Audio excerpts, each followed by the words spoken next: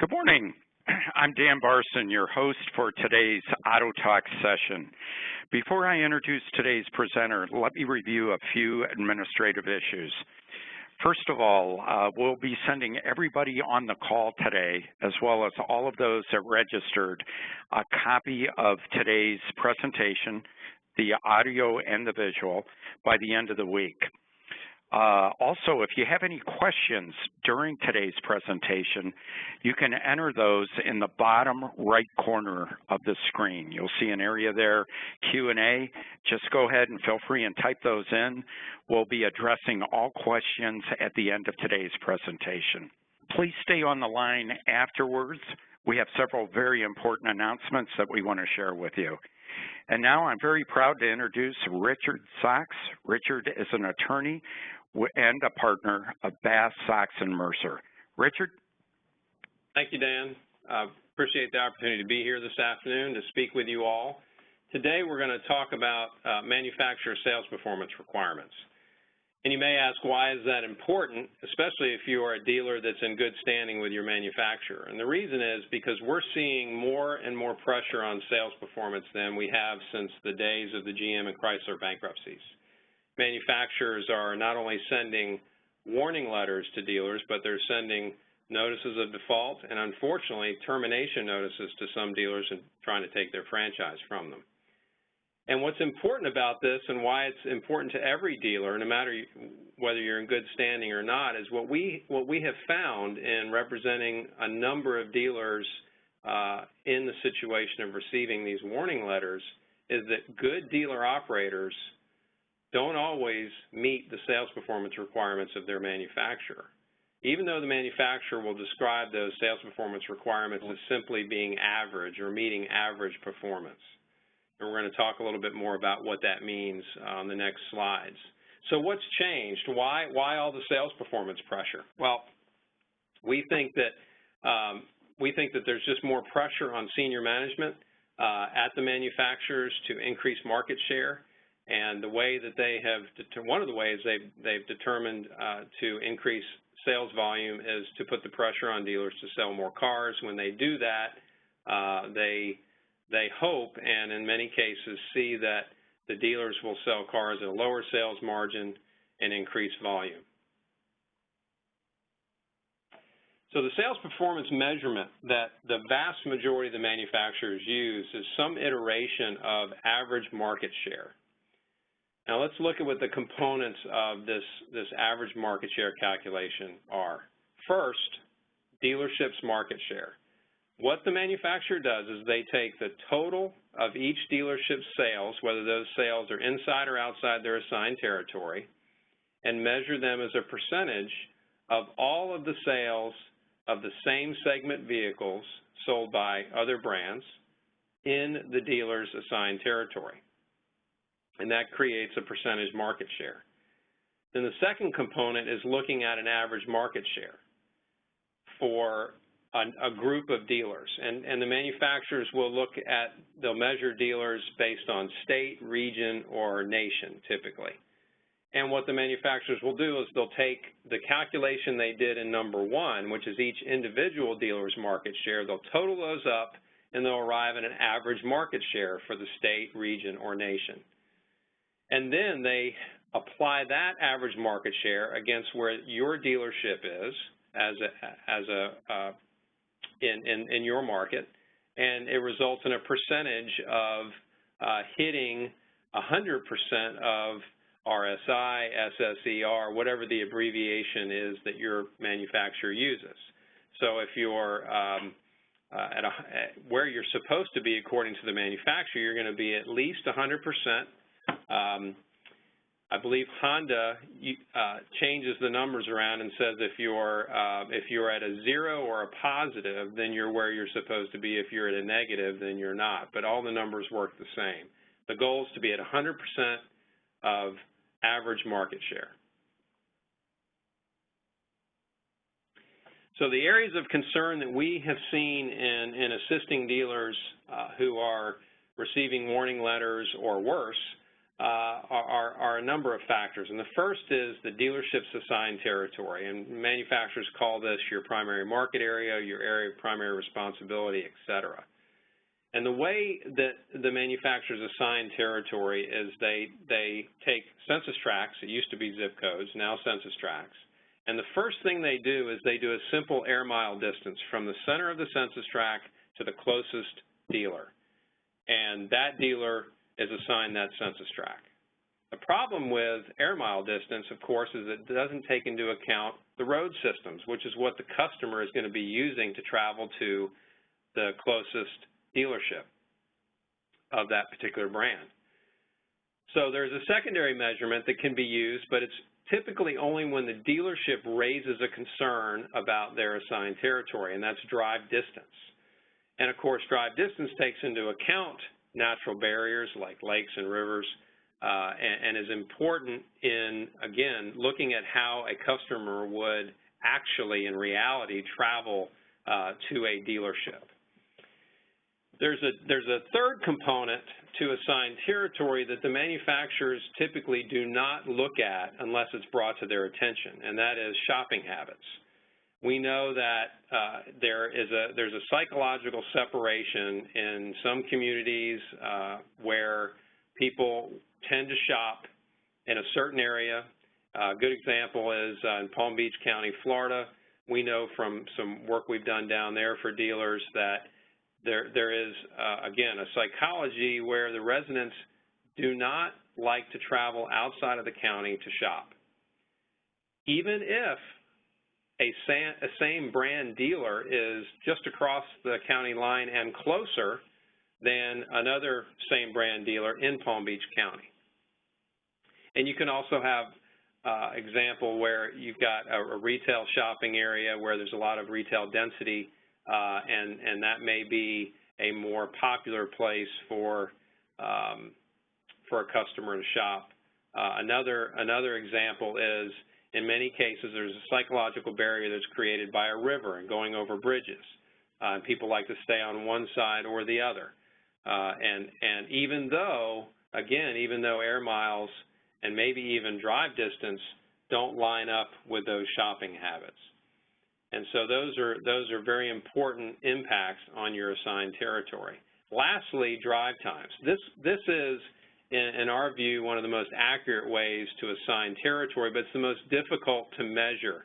And so the manufacturers typically do not use this, certainly not in their initial assignment of territory.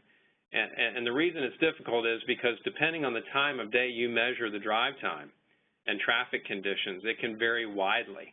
And so what we typically recommend be done when a dealer is concerned about an assignment of territory and they want to look at a more realistic gauge, which one would be drive time, is to measure that drive time 2 or 3 different points of the day and then take an average. And that'll give you a good idea of where the most likely dealership is the residents would travel to from that census tract. So why is all this important? Why is it important to do this analysis of the territory that the manufacturers are assigning dealers? It's important because if you remember from the last slide, your market share is based upon the competitive brand vehicle sales in your territory. And if there are residents of a census tract that are more likely to shop at another same brand dealership than yours, then you're being held accountable for the sales in that census tract, but you're not enjoying the benefit of being the most convenient store to those potential customers. Another area of concern with regard to the sales performance calculation that the manufacturers use is that every market we know is unique. Certainly markets that go across a state or a region or even national, but even markets right next door to one another can be substantially different in their demographics and other aspects. And some extreme examples that'll help drive this point home is the dealer who is a Mercedes-Benz dealer in Greenville, South Carolina. Now that dealer is competing against BMW dealers who have the BMW manufacturing plant and suppliers right in their backyard. which is a great benefit for the BMW dealers, but the Mercedes-Benz dealers' market share is going to look poor compared to the other Mercedes-Benz dealers in the region because they're not faced with that same unique circumstance and that same competition from the BMW dealers. Kind of a reverse example would be if you're a Nissan dealer in Knoxville, Tennessee, and you're being measured against other Nissan dealers in the state of Tennessee, and in particular those dealers that are located near or on top of where Nissan has its manufacturing plant and its suppliers in Tennessee, your market share is going to look poor compared to the average market share that's being driven up by those Nissan dealers that have the advantage of having the manufacturing plant or supplier right in their backyard. Some more common examples of unique dealership market conditions that have a strong impact on average market share are demographics. Every market's different.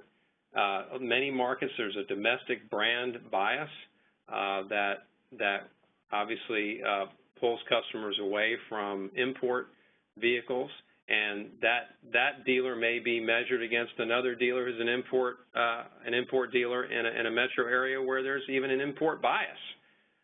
So it's a little bit of a double whammy in the market share measurement. Another example that we see fairly often is especially with import brands, you've got a higher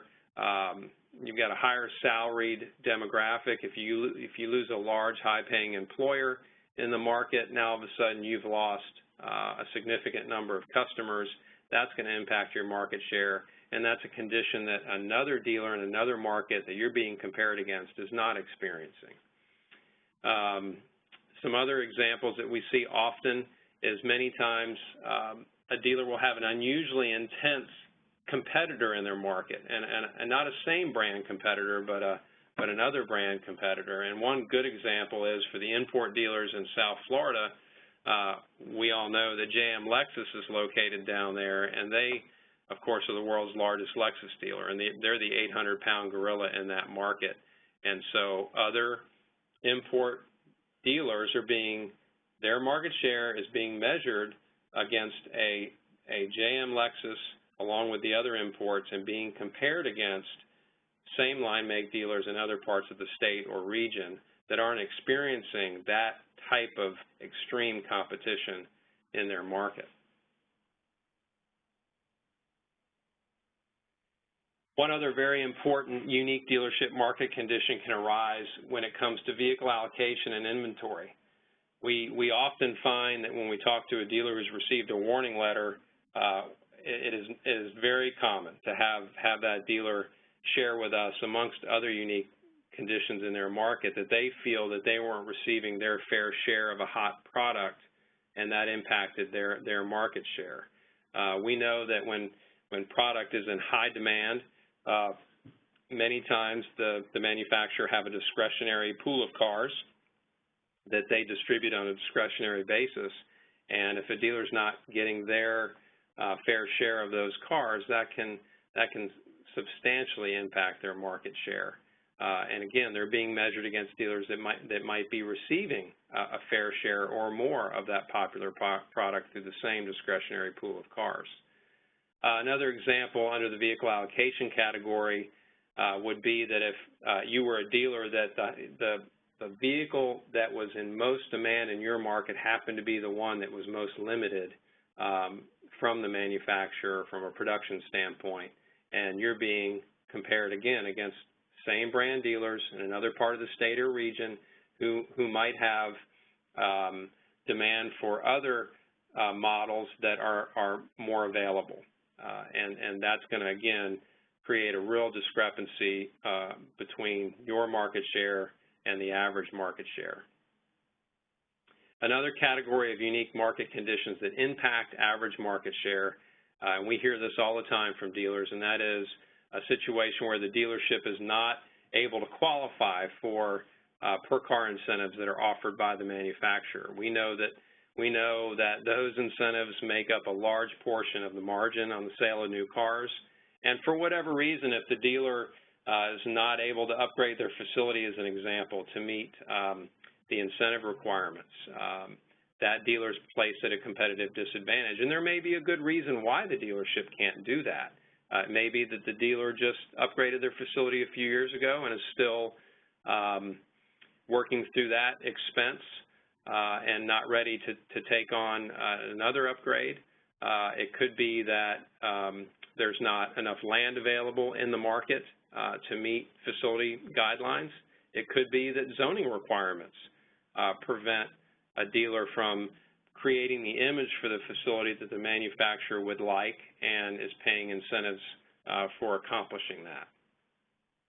All of these things can negatively impact a dealer's market share, and again, all of these things are out of the dealer's control, and that's a very important point. So we just talked about the unique circumstances that can impact a dealer's sales performance and market share. Now let's talk about some inherent challenges that all dealers have when it comes to the manufacturer's use of an average market share. And the first thing is, if you hearken back to your math from high school, we know that every dealer cannot be at or above average. The math doesn't work. Average always falls somewhere in the middle of a group of dealers. It's not exactly in the middle, but you're always going to have a large group of dealers that are below average and a large group that's above average. That's the definition of average. So practically speaking, not every dealer can be performing at 100% against average market share. Secondly, another inherent challenge of the average market share is that the number of sales that a dealer needs to make to hit average market share in the state, region, or nation is not known until after the close of the measurement period. And this is because, if you remember back to the formula for market share, the manufacturers have to wait for all the registration data to come in, all the sales made by your dealership anywhere in the United States. They have to wait for the registrations to come in for other brands, same segment vehicles sold in your assigned territory before they can do the market share calculations. So this is done after the fact. Now, you can, as a dealer, you might be thinking, well, I can look back and see where I landed in the last quarter on my percentage of market share and my sales performance, and whatever the gap was, if I sell that many cars, I should be able to get close to 100% market share. That's the third concern with the use of an average market share, and that's because that may not be the case. If you were 10 cars short each month the last quarter, and you think if I just sell 10 more cars the next quarter each month, then I'm going to be in good shape.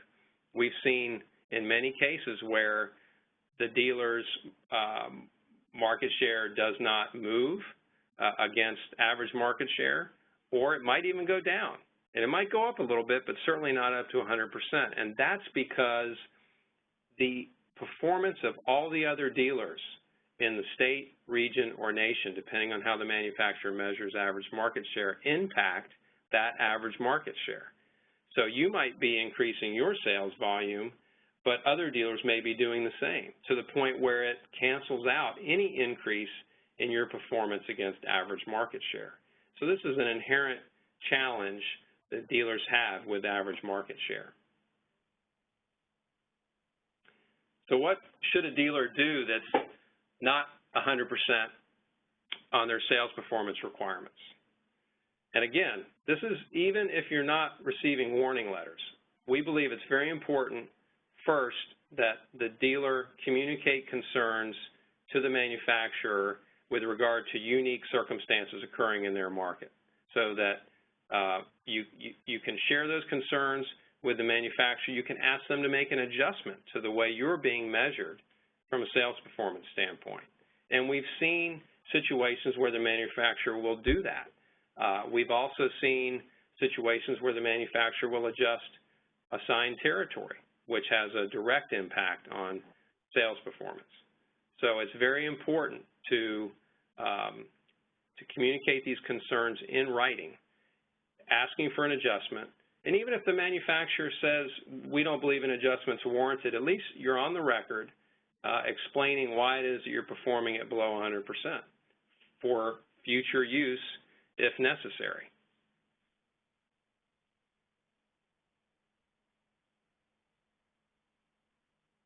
So we've got a question about change in territory. One of the questions is, how often does a change in territory occur?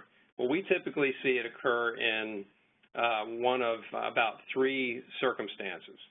The first circumstance we see is every 10 years the U.S. Census is taken and the census data is generated in the following year and provided to the manufacturers. And the manufacturers then use a company called Urban Science to see, now that some of the census tracts have been redrawn, who is now the newest closest dealer to that census tract. And so you'll get a notice typically a couple years after the every 10-year census is done by the United States government. Other circumstances in which a change in territory can occur is when there's been an open point designated in your market, or there's been a relocation of a dealer. Any dealer network change will generate a territory change. And it's very important that when a dealer receives that type of notice, that they study those maps and ensure that the residents in each of those census tracts are more likely than not to travel to your dealership as versus a competing same brand dealership in the market.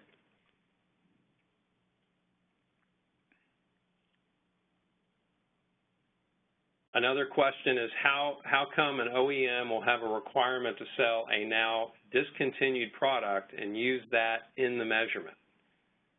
I don't know why the OEMs do that. We don't see that very often in our work, but I think there's certainly an argument that could be made that is not a proper gauge of sales performance.